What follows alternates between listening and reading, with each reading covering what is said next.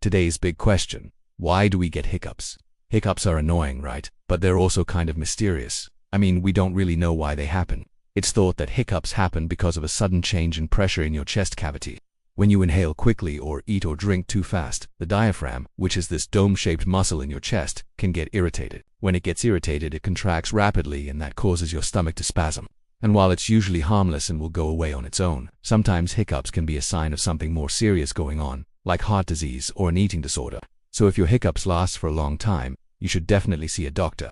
But in most cases, hiccups are just a part of life. So the next time you get them, just take a deep breath and try not to stress about it too much. It'll pass. I promise.